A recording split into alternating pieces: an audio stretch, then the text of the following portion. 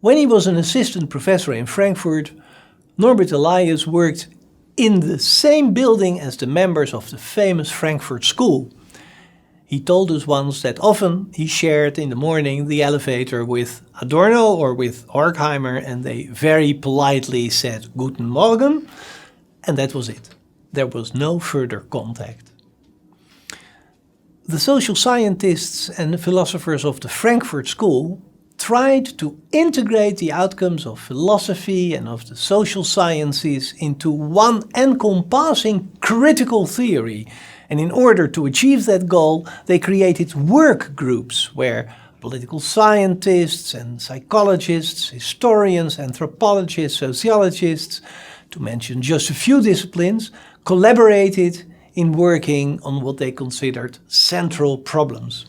That was a huge task for those great thinkers. It was difficult to synthesize all those ideas from very dissimilar disciplines.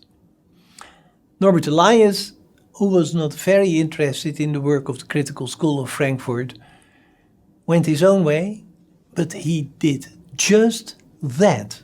In his work, you see how elements from Freudian psychoanalytic theory, elements from Weberian sociology, some building blocks that were laid down by Marx, a lot of insights from historians, etc., are brought together and integrated in such a self-evident way that you do not even realize it when you are reading the book. And one of the reasons for that may be that Elias writes in such an easy way. You just don't notice what he is actually doing.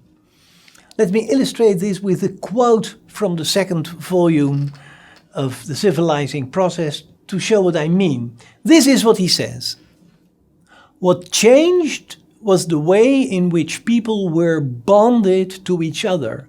This is why their behavior changed and why their consciousness and their drive economy and in fact their personality structure as a whole changed.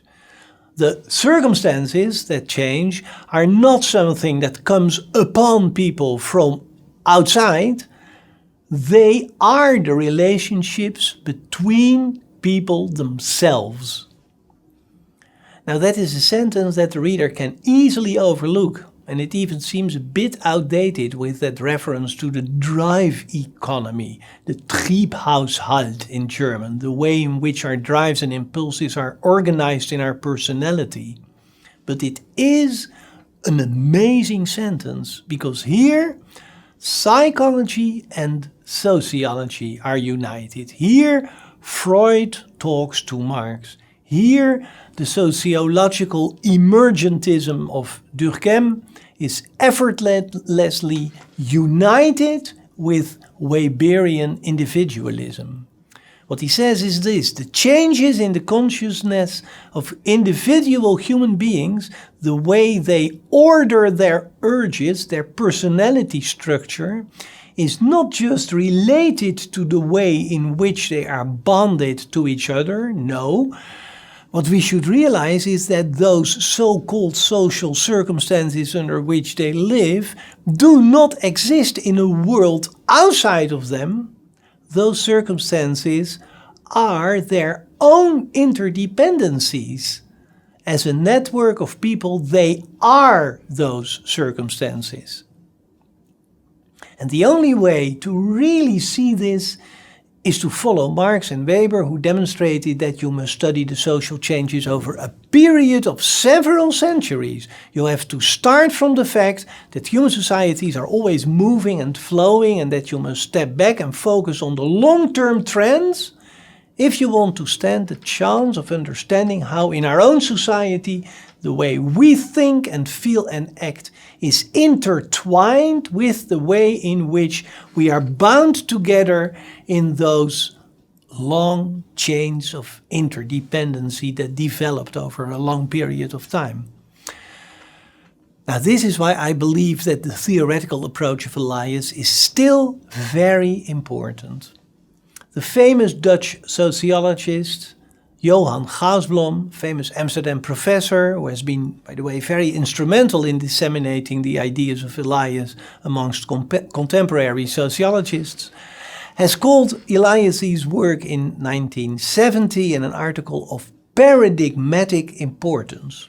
Of course, he referred there to the concept of paradigmatic change in that famous book by Thomas Kuhn, The Structure of Scientific Revolutions, a book that was very popular in those days.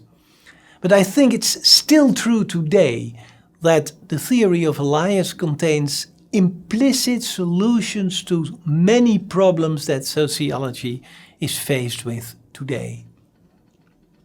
Elias has become a very important name in sociology, but at the same time, it seems as if the deeper implications of his theory have not yet, followed that downward movement of the models of civilized behavior. They have not yet trickled down through the whole body of sociological thought.